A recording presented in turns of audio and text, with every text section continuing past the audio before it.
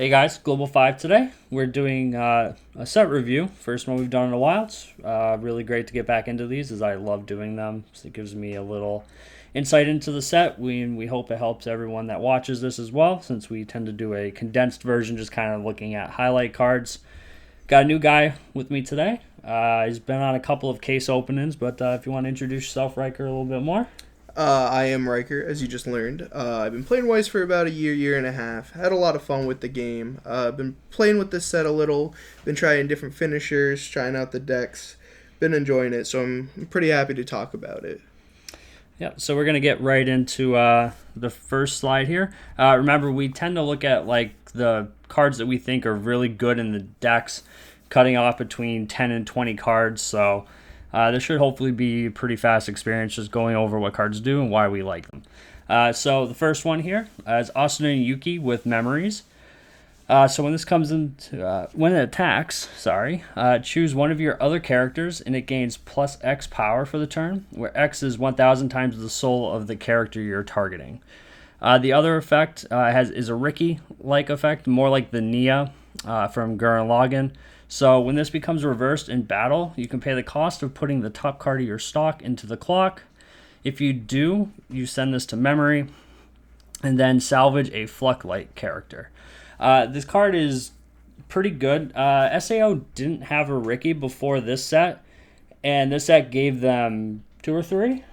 They gave them a lot of Rikis. We'll talk about the other ones as later because I think we both think that they're important, but yeah, they never really had like the Riki slot until right now. It feels really good because it really helps the deck flow at 0, and the fact that it compresses itself makes it a lot better. Yeah, just like all new sets, things go into memory is a good thing.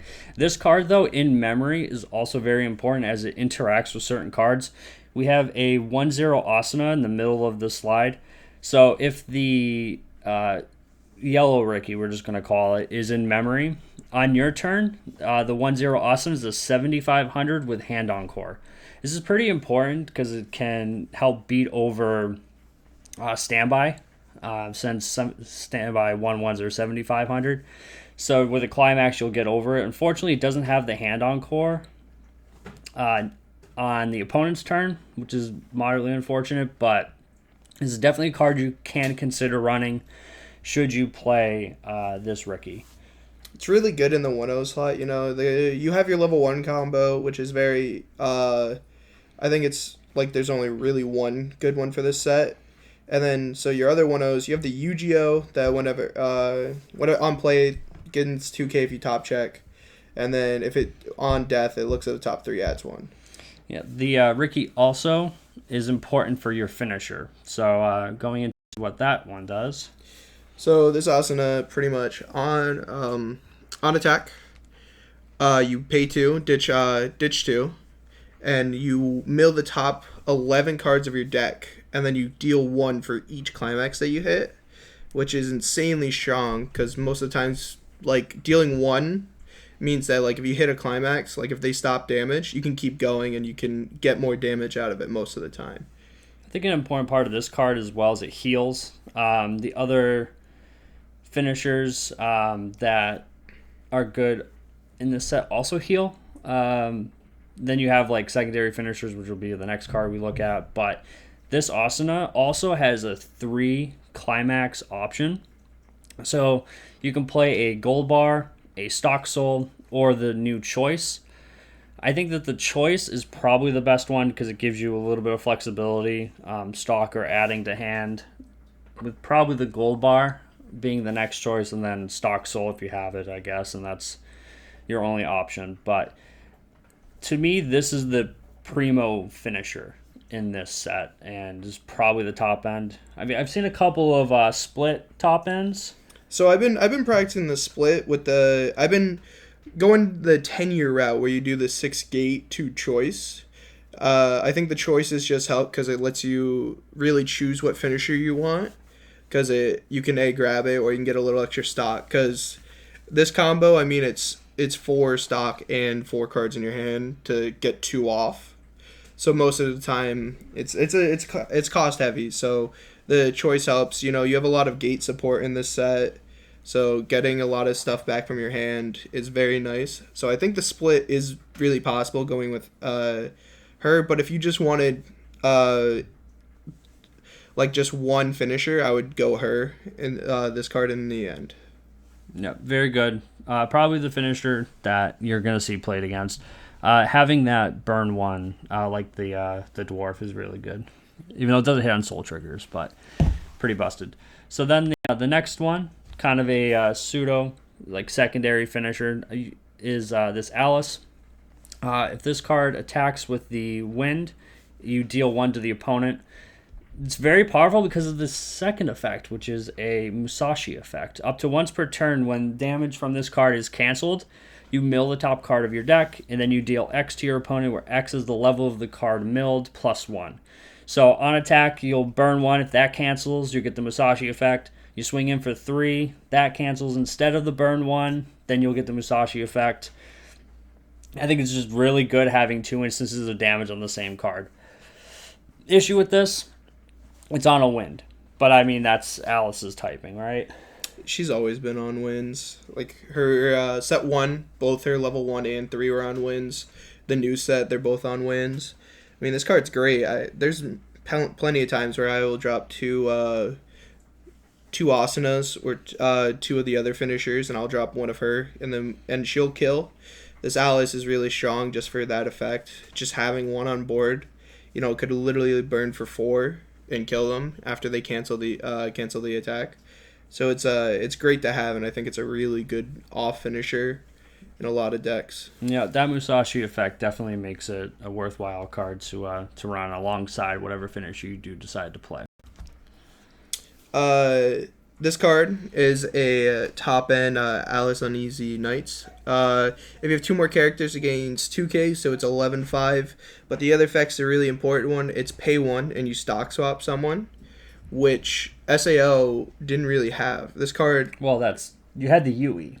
Oh, you had the But Yui. now this is Flucklight trait. And that's the important part, is now you can slot this right into Flucklight decks. It's great to have a one-of. It's an 11-5 top end. It's really not bad. Against a lot of matchups, having a stock swap feels great.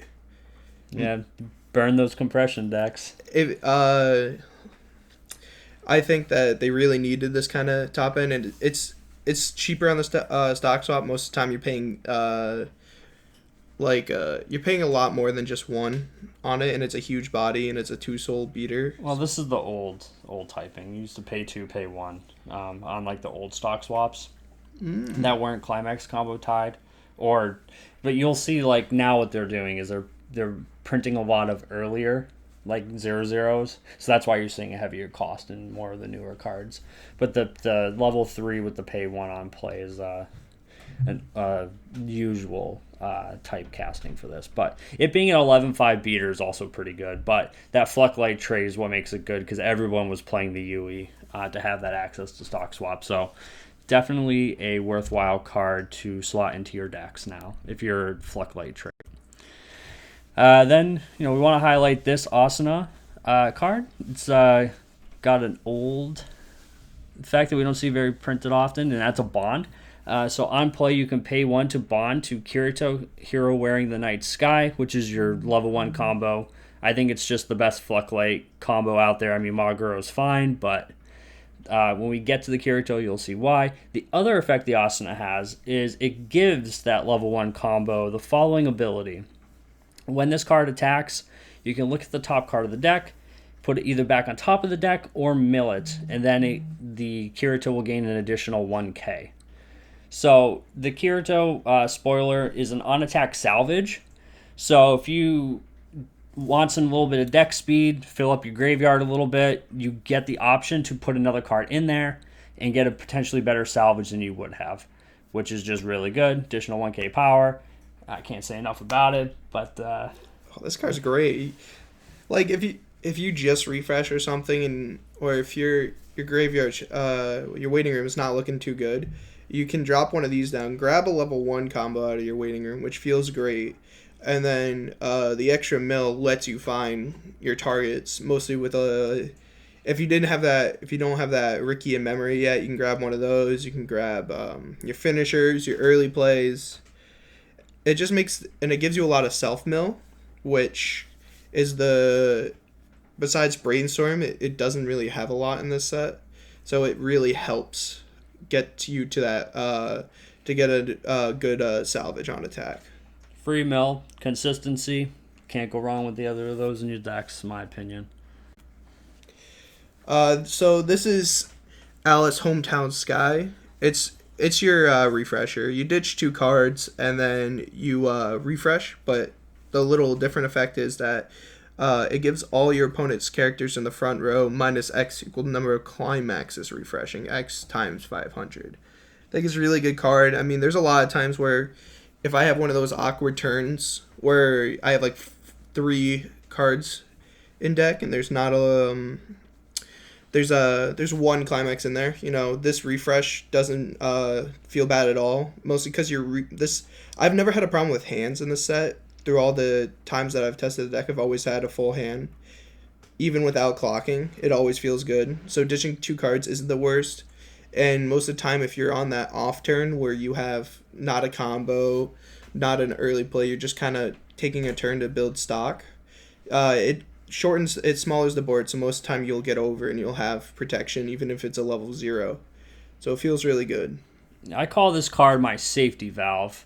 I tend to have a lot of really bad opening hands where I'm out a bunch of climaxes early. You hit level 1, you field this, you discard 2 of the 7 climaxes in your hand because drawing good cards, and refresh. It also has that, that neg X power sometimes just kills level 0s on the opponent's board, particularly if they've hit you there faster, which will then give you direct lanes, push a little damage back on the opponent, particularly if you're climax out early.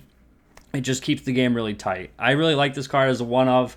A little bit of hesitancy from some people when I suggested it, but I think it's gotten those that have played it out of enough situations, even later in the game, that it's earned its worthwhile spot. So moving from yellow into green, I wanted to highlight this card's an Eldrier, who's an Integrity Knight.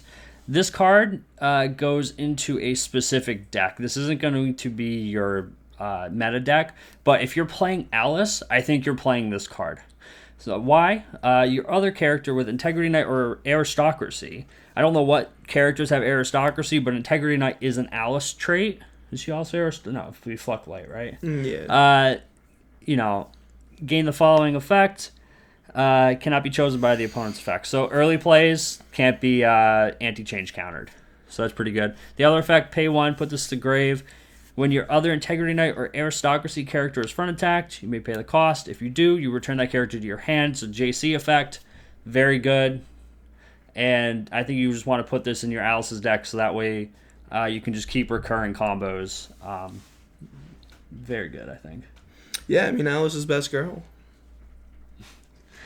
But yeah, so this card I just wanted to include for anyone that's playing Alice stuff. It's definitely a card to highlight and is worth looking at. But you probably won't see it in the meta decks specifically. This is Yuuna and Eiji's Unexpected Relief, and it's put the top card of your stock into your clock, and it's pretty much a Ricky. It searches your deck for a level 1 or lower, and then you put it into your hand. Really good card. It's a 2K, so it's most likely going to die, but most of the time you are an experienced deck, so if you hit a soul trigger on the top card the turn before, it doesn't feel bad to clock that because you need something to level, because 90% of the time I'm leveling a level 3 in the at level 1 just so I can get that guaranteed level 1 combo off. So it's not that bad. I mean, it's also a really good Ricky, and it's they have the drop search from the TD, but I think this card is definitely worth playing if you want that Ricky spot. I think if you're not playing the Asuna Salvage Ricky, this is going to be in your deck. Obviously, timing differences. You have to have a stock in order to use this, so on turn 1, you can't just field this and get a character. Whereas the Asuna, you can if you run into something. But again, we're looking at search versus salvage. It's a little harder to get the searches off than to salvage. So that's likely the timing difference. I think it's really good. Reasons to play this also is it's green. So if you're playing money counter, this is a worthwhile card to put in there for that splash, which is kind of the reason why I have the next card listed in here, which is Ronye's Smiling Spirits. It's a drop search, which unless you're playing the blue TD one, I think is the only other drop search. Yeah, in Fluctlight traits. But this card is also an alarm. So if it's on the top of the clock and you have 3 or more Fluctlight characters at the beginning of the climax phase, you may draw a card and discard a card. Again, if you're playing the Kirito combo, having stuff in graveyard, very good. This helps you filter stuff in there. It's green. It'll fix for your money counter. And then, it fulfills that drop search slot. I think you went with the blue drop search instead of this one. But this was a card I felt like it's worth highlighting, particularly for the color splashing. I think it's a really good card. I mean, drawing ditching's never bad, and Weiss always feels good. Can find you that piece that you need, or find you that climax right at the right before you can drop it. I think it's a really good card. I think if you're running, if you want to go more into the green side, it's definitely worth playing it, because the green side isn't bad.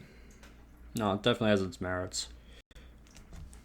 So this is Linel, Integrity Knight. When it's placed on stage, you may choose one of your opponent's characters, and it can't go return to hand or memory. So, if you're facing Psychono or bounce back any deck, anything that wants to compress and try to get away with that kind of stuff, it works really well against it. It's definitely a good card to have if you're in the green section. It also has, when it becomes reversed, if the character is 0 or lower, you may put it switches it clock swaps them, which is really good to have because they don't get the on-death effects. If they have one, it's a 3K, so it's really small. It's a really good tech card to play, and if you're in the green section, I don't think it's bad. I think this is a meta-dependent card. It's more the reason why we picked it than anything. If your meta has a lot of Psychono, a lot of DeCapo, a lot of Konosuba, those sets that want to be sending things to memory or have the return to hand on front attacks, this card's good. It also, if they get their combo off first and then you go to your turn and then you field these, you stop that. But if they don't have that board first and the first effect doesn't do anything, when they front into this, you're then going to remove the character by sending it to clock instead of them getting the added advantage of bouncing the hand. So it kind of serves as both a defensive deterrent as well as an offensive one to prevent them from getting that advantage, which I think is really good. Definitely a card worth looking at if you're in that sort of meta. Otherwise, you probably don't do it. If you're not in green, obviously you're not playing it either. We do have a couple of red cards, which are coming up next. We just thought it was worth talking about these because of a deck that you could build. So the first one here is Ripia, belonging to the Dark Knights. Has an auto effect of returning to hand. When the climax is placed in the climax zone, you can pay this cost. If you do, you choose one of your characters and it gains +1 soul for the turn. So obviously, you're putting this in your standby decks more likely than not. It is Fluctlight trait, which is good. It does have another effect. Pay 1, rest 2 characters. Put the top 2 cards of your deck into the waiting room. You choose one Dark Territory character with level X or lower. And return that card to your hand. X is the sum of the levels of the milled cards. Dark Territory is this red deck. It's kind of an army deck. I think that if you are playing like the 8 standby variant, you're probably just playing this card for the first effect to give that soul that you're losing out on the climax placement. But it's definitely worthwhile to consider.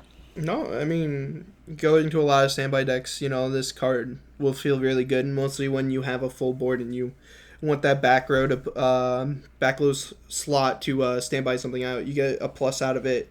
This card goes back to hand, and then you get a spot for your 1/1 or your 2/2. Yep, can't go wrong with that in those standby decks. So this is, I think the standby finisher that everyone's talks about. I think it's not a bad card. If it's in your front row, all your dark territory characters get plus 1500. So it's not a bad standby target at 2 either. It Only if you're in the dark territory. Yeah, so you have to. You're most likely going to be in red if you play this card. The combo is when it attacks, if the standby is in your climax zone, you can choose any number of dark territory cards from your hands, discard them, and then you deal X damage to your opponent, and then you choose up to one card from your opponent's waiting room and put it on top of their deck. X is the number of characters. So it burns. It does a lot. It's just you have to have cards in your hand, but you're a standby deck, so most of the time you'll have a pretty good hand. You just have to set up for it. That's like the only thing. Yeah, we're basically mentioning this card because of the standby. If you're not playing the dark territory deck, I don't know if you play it beyond for maybe 1 or 2 copies, because you will have potentially a couple of dark territory characters kicking around. But I haven't fiddled with the standby variants yet to see if it's worthwhile mixing some of the old SAO standbys with like the new ones and then just seeing how those mesh. But standby is standby. It's a very powerful climax, so we do feel like it's worth including. The next card we have is the level 1 climax, so you can play 8 standby climaxes just in this set. So this card, when the standby is placed in the climax zone, if this is in the front row and you have another dark territory character, you can choose one of your opponent's level 1 or higher characters. If you do, your opponent chooses a level X or lower character in their waiting room and swaps the chosen cards. X equals the level of the chosen character minus 1. So this can bomb out 1/1s. It can bomb out characters that may be higher powered than this card. But I think what the main point is to combat other standby decks is it burns out the 1/1s. It also has on attack gain X power, where X equals the number of opponent's characters times 500. So if your opponent's got a full board, it's gaining 2,500. It's attacking as a 65. Still won't kill those 1/1s except for the first effect. So it's not too bad. Yeah, I don't. It's not a restand combo, which is pretty lame, but it still is a nice card to have in the deck, mostly if you're playing 8 standby. I mean, the Dark Territory may be an army deck if you want to go that route, so that's not bad to have, like, just this card in there, just to get over those 1/1s and those, because those 1/1s could get really, really annoying. Yeah, the question becomes, do you play this, or do you just play the standby? I think that probably like the level 3, you're probably just playing the standby. I don't think you're playing any copies of this unless you're going specifically Dark Territory route, but, standbys are standbys, and that's why we have it here again. So this card is Sustain the Dark Knight Captain, and when it's placed on stage, choose a number between 0, 1, 2, and 3, reveal the top card of your deck. If it's a character with a slaying level chosen by your opponent, put it onto any slot. This card's just a meme. It's hilarious. I love it. I used to play this back in my Jaime days. Back in the day. I know that when I first started playing, no game has a card like this in its TD. And I was like, oh, it's broken. I'm just looking at it. I'm like, yeah, it's a level 3. He's going to say 3. You just always say 0. But if they say 3 that one time, just joking around, like you bamboozle them and you're like, yeah, say 3, do it. And then they do it and you're like, wow. You whip it out, it could be a great time. Be surprised. Sometimes you can actually goad your opponent into saying 2 or 3, and sometimes it just hits. 2 is also usually a fairly fine option, unless you're in a standby deck, because 2s tend to have a low card count. But, we kind of just wanted to highlight this because it's an old card effect that I personally enjoyed playing, and there is that mind game effect. It also does have a waiting room scry, which is sometimes worthwhile. You can just put this in there in the Kirito deck just to fill your grave. So semi-worthwhile. But that's the red stuff, and we're just going to move right in the blue here because here's where some good cards are good. Starting with this Kirito, that's standing up. If all your characters are Flucklight, this gains +1 level and +500 power. Typically in this deck, everything's going to be Flucklight unless you're teching the 10th year back row. The gate back row. Yeah. So good. So, typically everything will be Flucklay unless that's on the board, in which case be sad. But this card's really good. 2,500 is probably the new, like, oversize. 3K is definitely oversized in today's meta. But that +1 level helps you stay away from bombs, which is very, very relevant. Because this is also on reverse Rize. So if I can't bomb you and send you to stock or to clock, you're going to get that Rize, you're going to get that 3 mil, and then fill your graveyard for the level 1 combo. So, very good card. Oh, I love this card. This card's great. Mostly, if they want to side, the +1 level really does make it difficult, because they're most likely going to get hit by it. The 2/5, if it's bigger, they just lose out, and you just plus. If they have to side, they lose that extra 1 damage, so if they don't hit anything, they wasted a turn at 0. So I think the card is just great to have. It's very annoying to play against. I can say that. There's been times where I've just been unable to get rid of this card for at least 1 turn cycle because I didn't have a 2,500 power character, couldn't bomb it, couldn't do anything. This garbage felt really bad. I love this card. And next card here is the Big Cheese.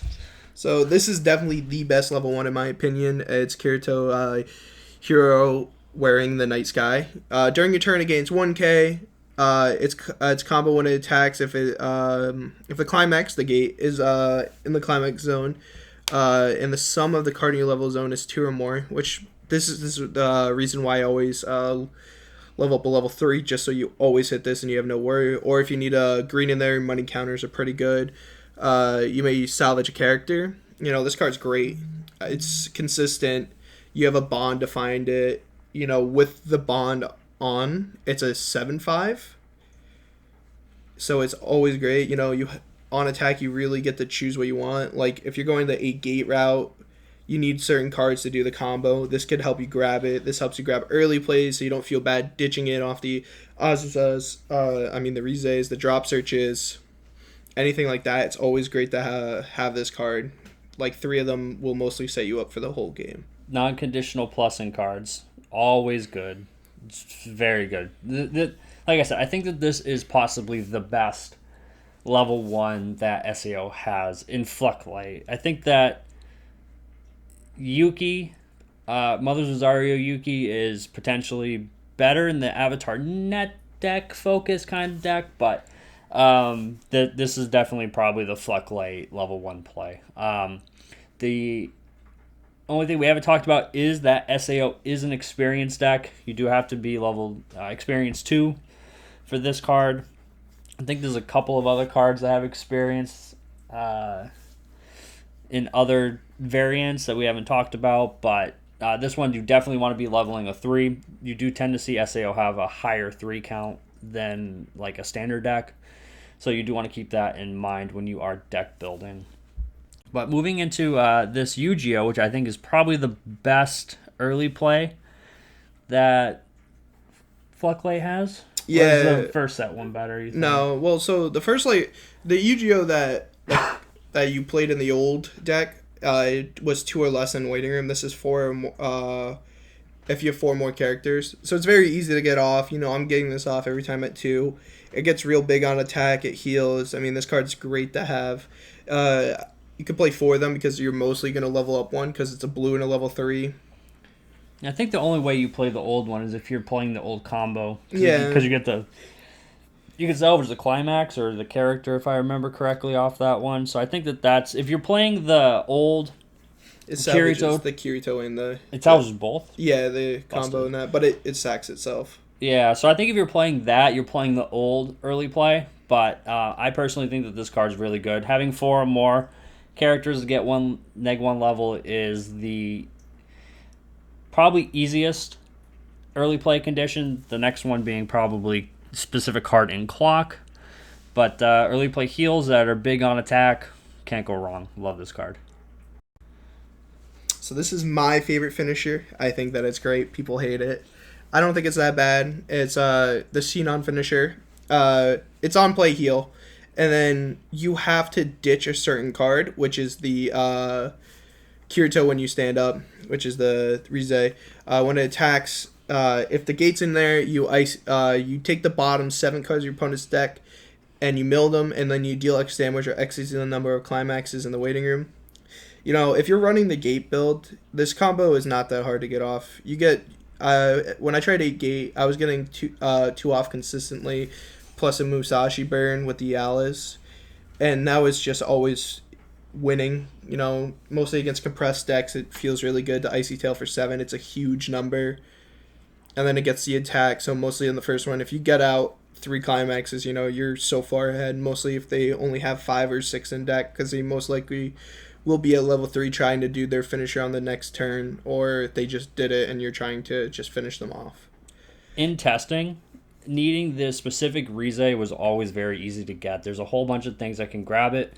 One of them is going to be, we're going to talk a little on the next card, but yeah, it's just getting Ice Tail for 7. I play a lot of compression decks, so it hurts me a lot. And I play Fate, which I get to Ice Tail for 6, which I know is just tends to be really good. So being able to Ice Tail for 7 is just phenomenal. Granted, you do also have those times where you Ice Tail for 21 and hit 0. It's happened. It doesn't feel it's good. Great. And then they cancel all 3 attacks, and you're just sitting there like, well, I guess I lose. Yeah, so that is the standard Icy Tail Pitfall. I think you do probably want to go 2 of these and the Musashi if you're going this route. We haven't really tested the split yet. We've played a couple games, so we don't know how that split quite works yet, whether it's worthwhile, but this is definitely a worthwhile finisher if you like Sinon and Blue and easy peasy Icy Tails. Gates always feel good. Yeah, but the next card we wanted to highlight is Memory Release Eugeo.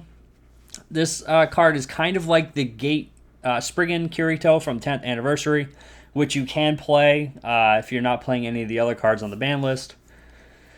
But I think you've elected to do a split.